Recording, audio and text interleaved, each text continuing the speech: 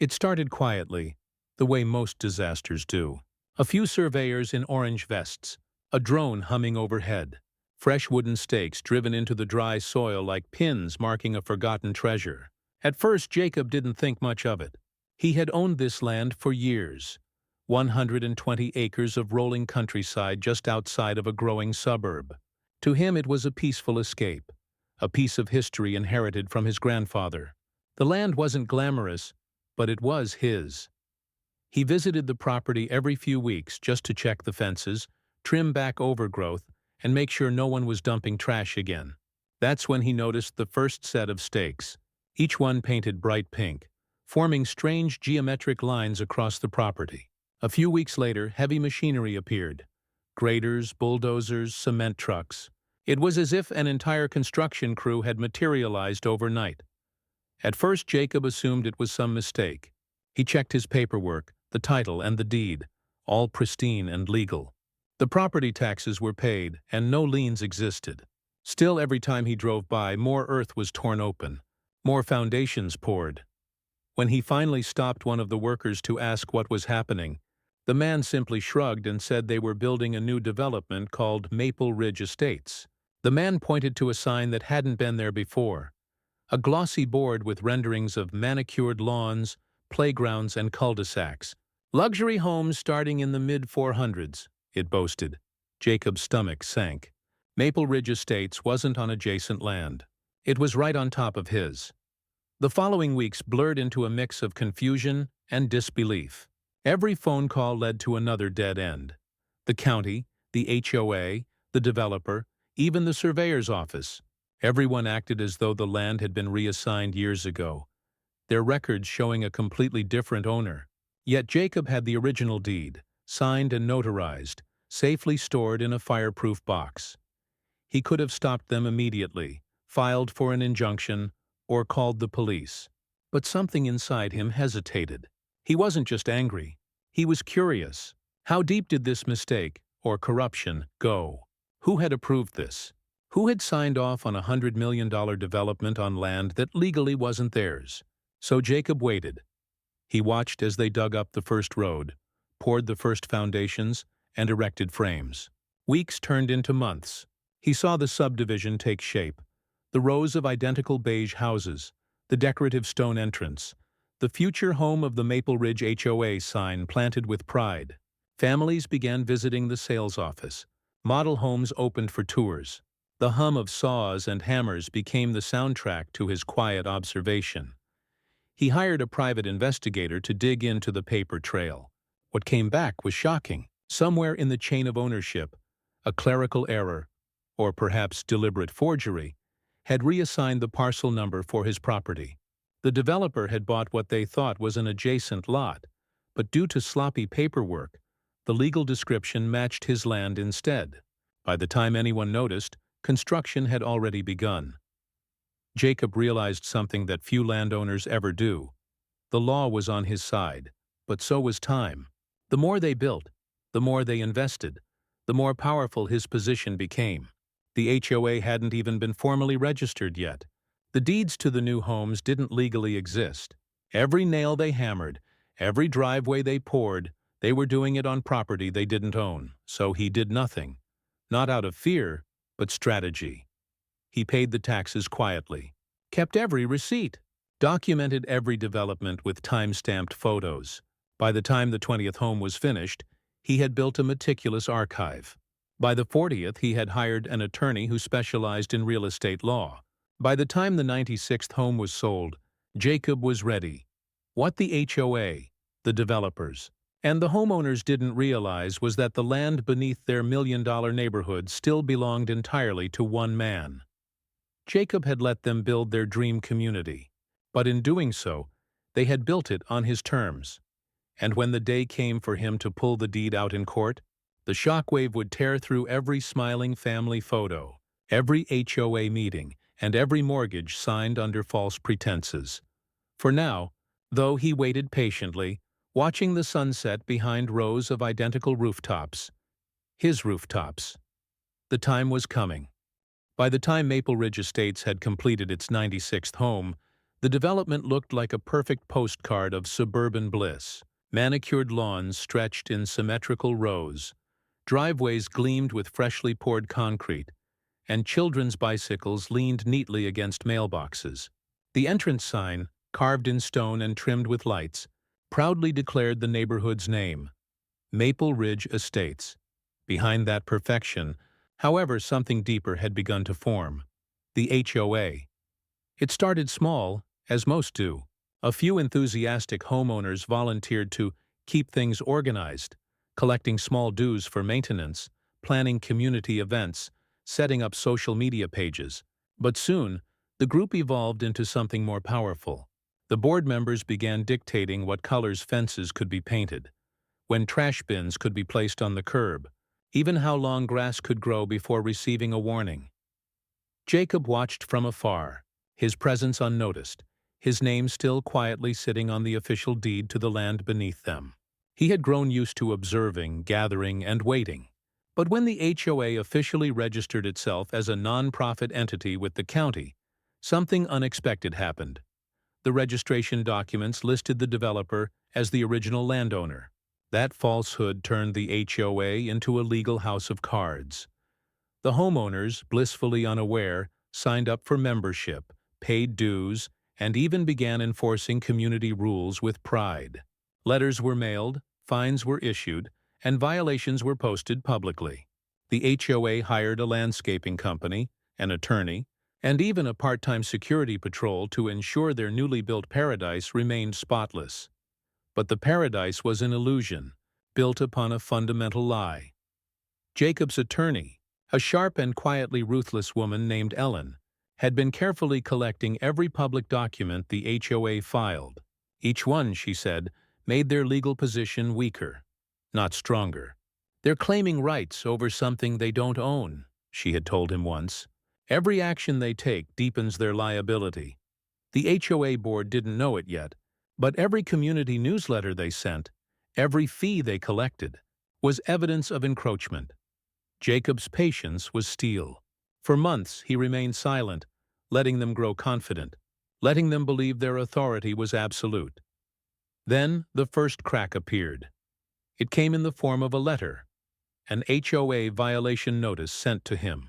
It was addressed to Mr. Jacob Allen, lot number 97. Vacant land. The HOA demanded that he mow the overgrown weeds and maintain the property to community standards.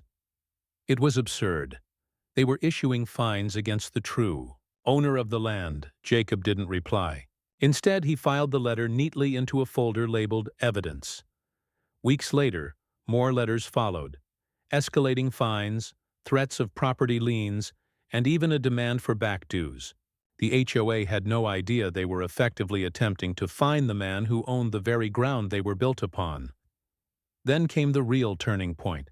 The HOA announced plans to expand a new recreational park and community center on the remaining parcel of undeveloped land.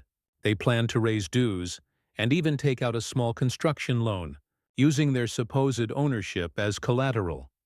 That's when Ellen told Jacob it was time. Together, they prepared the documentation: the original deed, the title chain, tax receipts, property surveys, and the investigator's report. The folder had grown thick, the story of 3 years' worth of deception and negligence. But Jacob didn't strike yet. He wanted the HOA to go just a bit further. He wanted them to finish the community center, to fully tie their financial future to land they didn't legally possess. Only then would his case be unshakable. So he waited again, even as construction resumed. Trucks rolled in. A foundation was poured. HOA newsletters buzzed with excitement about the new addition. Families took pride in their growing community. Jacob drove by at dusk one evening, watching the glowing lights of homes that technically belonged to him. It was a surreal feeling, power and disbelief intertwined. They had taken everything without asking, but in doing so, they had handed him something greater than money: leverage. Ellen reminded him that property law is merciless. "The law doesn't care about their fences or playgrounds," she said. "It only cares about ownership." As the months passed, The community center neared completion. HOA signs were proudly installed. A grand opening was announced. There would be ribbon-cutting ceremonies, food trucks, and speeches about neighborhood unity. Jacob knew that would be the perfect day. The day the HOA celebrated what they thought was their victory would become the day he revealed it was all his land. And so, he waited for that ribbon to be cut, the moment that would slice open the illusion they had built so carefully. The day of the ribbon cutting dawned bright and perfect, one of those rare afternoons when the sky seemed to hold its breath. Balloons bobbed in the breeze, children ran across the newly laid turf, and the smell of grilled burgers drifted through Maple Ridge estates. For the homeowners, it was a celebration of community, stability, and pride. For Jacob, watching from a quiet distance on the ridge overlooking the development, it was the beginning of the end. He had stood on that same hill years before, staring out at untouched soil and open sky. Now the horizon was crowded with rooftops and driveways, a town built upon his patience and the arrogance of those who had ignored the fine print. The HOA had no idea that beneath the polished concrete of their new community center lay the last piece of land that proved his ownership. He didn't interrupt their celebration. He let them enjoy their speeches, their laughter, their photos with oversized scissors. The moment was perfect and fleeting. 2 days later, every single household in Maple Ridge received a letter, printed on heavy cream paper, embossed with his attorney's seal. The letters arrived quietly in identical envelopes. They were hand-delivered by a courier service, not mailed. A deliberate choice that ensured they couldn't be ignored or claimed as lost. Inside, the message was simple, but devastating. It began with a legal statement, notice of title discrepancy and property encroachment. It detailed the parcel number, the chain of title, and the notarized deed registered years before any development had begun. It stated that the land occupied by the Maple Ridge HOA and its 96 homes remained under the legal ownership of one individual, Mr. Jacob Allen. The letter wasn't threatening in tone. It didn't mention eviction or demolition. Instead, it presented cold, irrefutable facts, dates, documents, and signatures. It listed every instance of unauthorized construction, every encroachment, and every recorded financial transaction based on false property records. Each page was stamped, signed, and witnessed. At the end, a single line stood out in stark clarity. This letter serves as formal notice that the undersigned retains full ownership rights to the property described herein. All subsequent actions related to sale, occupancy, and governance shall be subject to correction under property law. The reaction was instant chaos. Within hours, the HOA's social media pages filled with frantic messages. Neighbors gathered on driveways, clutching letters and whispering in disbelief. Some thought it was a scam. Others called the developer, only to find their calls redirected or ignored. A few homeowners, desperate for reassurance, called the county recorder's office. And that was when the truth began to unravel. The clerk confirmed that, yes, the deed was indeed still in Jacob's name. The official records had never been updated because the original title transfer had failed to pass final verification years earlier. The developers had built, sold, and transferred properties based on a legal mirage. By evening, the HOA president had called an emergency meeting. Dozens of residents crammed into the unfinished community center, the very building that sat illegally on Jacob's parcel. The panic was palpable. Mortgages, insurance, and investments now hung in limbo. Jacob didn't attend the meeting, but Ellen did. Calm and composed, she arrived carrying a leather briefcase filled with every document necessary to confirm the truth. She listened as the homeowners argued, cried, and demanded answers. When the HOA president tried to dismiss the matter as a clerical mistake, Ellen placed a copy of the deed on the table, notarized and unbroken. The room went silent. In that instant, the reality settled in. The land, their entire community, belonged to someone else. The developers had long since declared bankruptcy under a separate entity, dissolving any direct accountability. The banks had financed mortgages on false legal ground, and the HOA, as a collective organization, had been enforcing laws on property they didn't own. The silence turned to confusion, then fury. People demanded to know what would happen next. Would they lose their homes? Would they have to pay rent to Jacob? Could the land be reclaimed entirely? Ellen didn't answer those questions that night. She only told them what would come next: a formal court filing to rectify ownership and establish the true rights of the landholder. That filing came 1 week later. It was precise, devastating, and unstoppable. A motion to quiet title, a legal process to confirm rightful ownership and eliminate all false claims. When the document hit the courthouse, it named every party involved: the developers, the title company, the HOA, and the 96 homeowners. Each one was served with notice. The local news caught the story first. "Homeowners Association built on the wrong land." The headline read. Within days, it went viral. Reporters camped outside Maple Ridge, snapping photos of the entrance sign and interviewing stunned residents. To the world, it was a bizarre legal blunder. But to Jacob, it was justice long overdue. For years, they had built their dream neighborhood on the assumption that power and paperwork made them invincible. But they'd forgotten one simple truth. Ownership isn't about what you build, but what you prove. And now in court, he would prove it. The courthouse was old, an austere sandstone building that seemed to breathe authority. On the morning of the hearing, its steps were crowded with reporters, cameras, and residents from Maple Ridge Estates who had come to witness the unthinkable: the legal battle over the land beneath their homes. Inside, the air was heavy with tension. The residents sat together in tight clusters, whispering nervously. The HOA board members occupied the front rows, their faces pale and drawn. Across the aisle, Jacob sat calmly beside his attorney, Ellen, his expression unreadable. He had waited years for this day, and every moment leading up to it had been deliberate, measured like pieces on a chessboard. The case was simple in form but monumental in consequence. It revolved around one question: who owned the land that the entire Maple Ridge subdivision was built on? Ellen opened with precision. She laid out the chain of title, each transfer, and the clerical failure that had allowed the developer to purchase the wrong parcel. Her presentation was methodical, unemotional, and devastating. With each document displayed, the courtroom's tension thickened.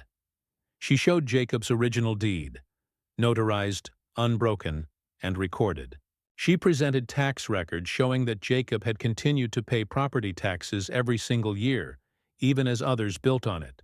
She produced drone footage, dated photos, and correspondence proving that construction began long after his ownership was established. Then came the real blow: the county's own internal audit, which confirmed the error had originated from a misfiled survey and had never been corrected. That single bureaucratic mistake had triggered years of cascading legal failures: false deeds, improper titles, and invalid sales. Across the room, the HOA's attorney tried to argue that the homeowners were good faith occupants, that they had purchased their properties with every reasonable belief that the land was theirs.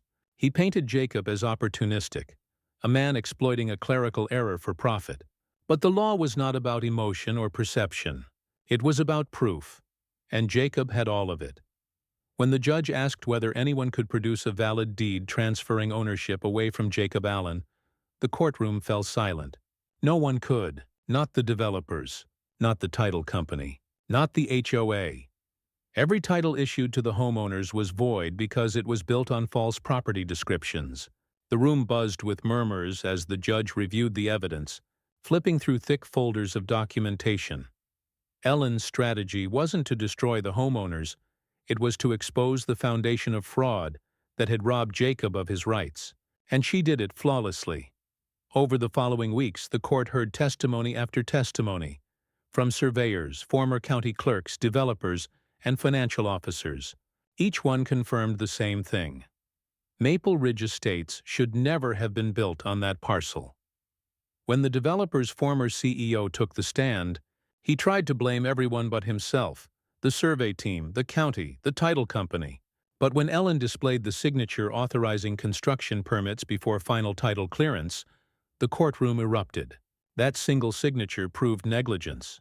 The company had gambled, building before ownership was finalized, assuming they could fix the paperwork later. That gamble had cost them millions. News outlets ran daily coverage. HOA nightmare unfolds in court. One headline read. Another said, homeowners may lose everything after developer blunder. The story spread nationally, becoming a symbol of corporate arrogance and bureaucratic failure. Through it all, Jacob remained composed. He wasn't motivated by revenge anymore. This was about restoration, about reclaiming what was always his. Yet, as he watched the residents sitting in the back rows, young couples, retirees, families with children, he felt a faint pang of guilt. They had been deceived too. When the final hearing approached, Ellen outlined their closing argument. "We're not asking for their homes," she said. "We're asking for acknowledgement and restitution. The land is his. What they've built upon it must be reconciled under his ownership." The closing day arrived under a gray, rain-soaked sky. Reporters filled the courthouse steps. Inside, the judge delivered his ruling slowly, carefully, knowing that his words would alter the lives of nearly 100 families. He confirmed what everyone already knew. Jacob Allen was, and always had been, the lawful owner of the land beneath Maple Ridge Estates. The HOA, the developers, and the title company had acted without legal standing. Their constructions, their deeds, their HOA registration, all invalid. The courtroom fell into stunned silence. Some residents began to cry quietly. Others whispered in disbelief. The HOA president sat frozen, his career and reputation shattered. But then came the unexpected turn. The judge ordered mediation. The homeowners wouldn't be evicted immediately. Instead, the court appointed a neutral body to negotiate terms with Jacob, compensation for the use of his land, or potential sale agreements to correct ownership legally. Ellen leaned over and whispered, "This is what we wanted." Jacob nodded. He hadn't wanted chaos. He had wanted acknowledgement, and now finally he had it. In writing, sealed and final. Outside, the storm broke into a steady drizzle. Reporters swarmed as Jacob exited the courthouse, cameras flashing, microphones thrust forward. He said nothing. He simply walked past them, down the steps, and into the rain. Behind him, Maple Ridge's residents began to face a truth they could no longer deny. Their homes stood on borrowed ground, and soon that ground would come at a price. The weeks following the court's ruling were chaos wrapped in silence. The once proud Maple Ridge Estates, once a shining beacon of suburban perfection, now felt like a ghost of itself. Lawns still glistened with morning dew, sprinklers still clicked in rhythm, and children still waited for school buses. But beneath that normalcy was tension thick enough to taste. For the first time since the neighborhood's creation, the HOA office sat dark and empty. Its leaders had resigned one by one after the judgment, unwilling to face the storm of outrage from their neighbors. Fines, meetings, and newsletters stopped overnight. The HOA's website vanished. Its funds were frozen by court order. The neatly printed community guidelines that once dictated every aspect of life in Maple Ridge were now worthless, legally void. Homeowners gathered in driveways, clutching papers and whispering in circles. The once friendly waves across white picket fences were replaced by suspicious glances. Some residents directed their anger toward Jacob, painting him as a villain who had trapped them. Others blamed the developers, the county, or the HOA board for not catching the mistake sooner. But beneath the confusion, everyone shared the same fear. The ground beneath their homes wasn't truly theirs. Lawyers began circling the neighborhood like vultures. Some represented desperate homeowners hoping to negotiate directly with Jacob. Others came from class action firms seeking to sue the defunct developer or the title insurance companies that had rubber-stamped the sales. Every evening, mailboxes filled with legal letters and court notices. Through it all, Jacob stayed quiet. He had no reason to gloat. The truth had already spoken for him. The court had reaffirmed what he knew all along, that his family's land had been stolen, paved over, and sold without permission. But even with justice in hand, the victory felt hollow. Ellen managed the flood of negotiations that poured in daily.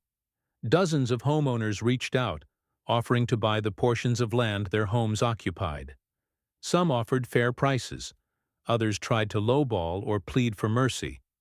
But the process was complicated. No individual could purchase until the collective title mess was resolved, and that required a master settlement agreement. In other words, the entire neighborhood had to come to terms as one. Weeks turned into months. The headlines faded, but the damage remained. Banks grew hesitant to finance or refinance any property within Maple Ridge. Insurance companies began pulling out, citing unresolved land title risk. Even basic maintenance contracts were canceled because service companies feared unpaid liabilities. The neighborhood was unraveling from the inside out. Meanwhile, county officials scrambled to correct their records, embarrassed by the international attention. They issued formal apologies and promised reforms, but for the residents, the words meant little. Their wealth, their security, their futures, all hung on what one man decided to do next. Jacob didn't move hastily. He watched carefully, reading every letter Ellen placed before him. She had crafted a plan, a settlement that would offer homeowners two options: purchase their plots at fair market land value or enter long-term lease agreements that recognized his continued ownership. The latter option would protect those who couldn't afford to buy, while ensuring Jacob retained legal control over the land. When the offer was finally presented, the reaction was explosive. Some homeowners accepted quickly, relieved to have a path forward. Others balked, furious that they had to pay twice for land they thought they already owned. Online forums lit up with debates, accusations, and misinformation. A few homeowners even tried to rally protests, claiming Jacob was exploiting a technicality to extort them.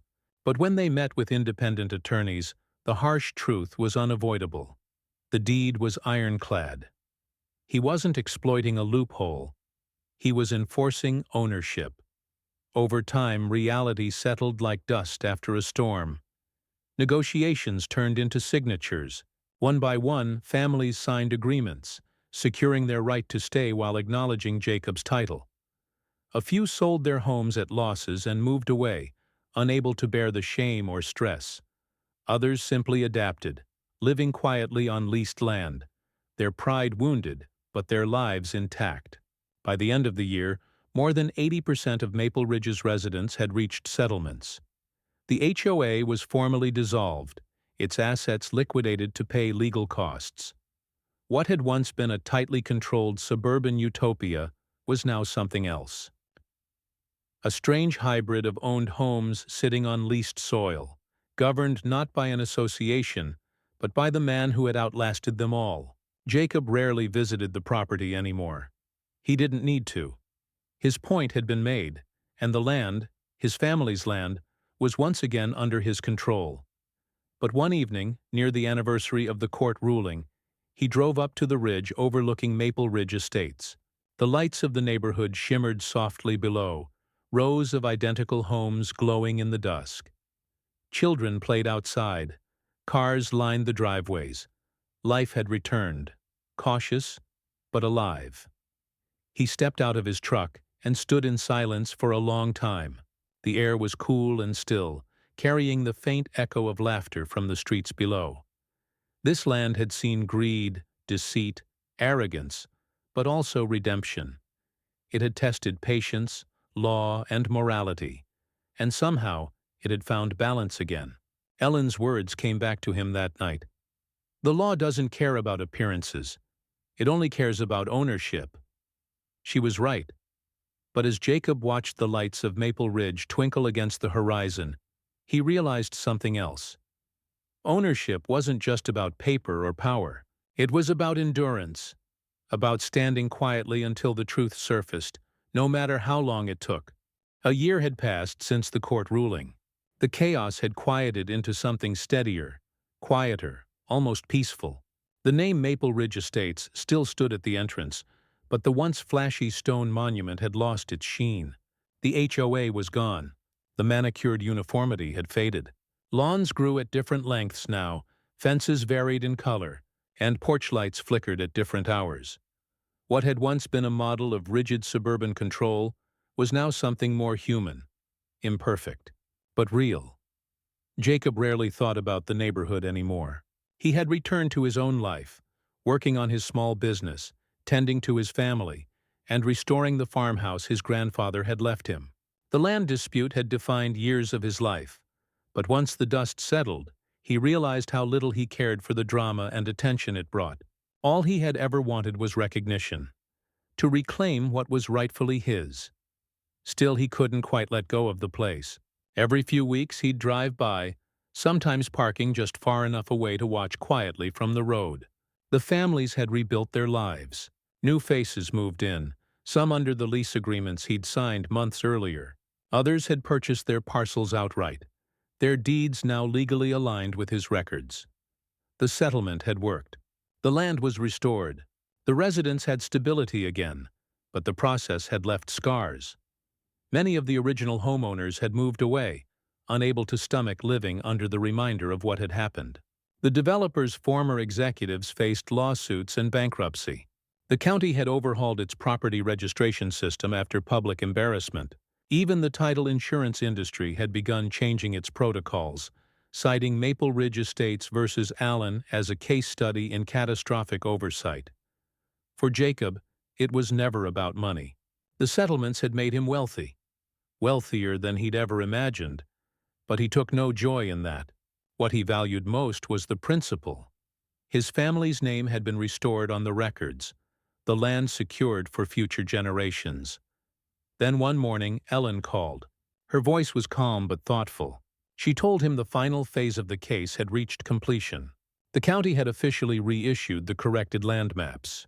Parcel lines had been redrawn to reflect reality. The last of the disputed lots had been resolved. "All that's left," she said, "is the formal filing of the last deed. Yours." Jacob drove into town that afternoon, parking outside the county recorder's office, the same building where, years before, someone's careless mistake had erased his ownership from the system. He walked through the glass doors, past the metal detectors, and into the quiet echo of marble hallways. The clerk behind the counter recognized him immediately. Everyone did now. She smiled nervously and handed him a folder. Inside was a crisp, freshly printed document. Warranty deed, Maple Ridge Master Parcel. Owner of record, Jacob Allen. It was simple, elegant, and final. He signed it, date and signature flowing neatly across the page. The clerk notarized it, stamped it, and slid it back toward him with a look of relief. "It's done," she said softly. And just like that, it was over. When Jacob stepped outside, the afternoon light seemed different, clearer somehow. The fight that had consumed years of his life had finally ended, not with fireworks or headlines, but with quiet closure. He drove back out to the ridge one last time.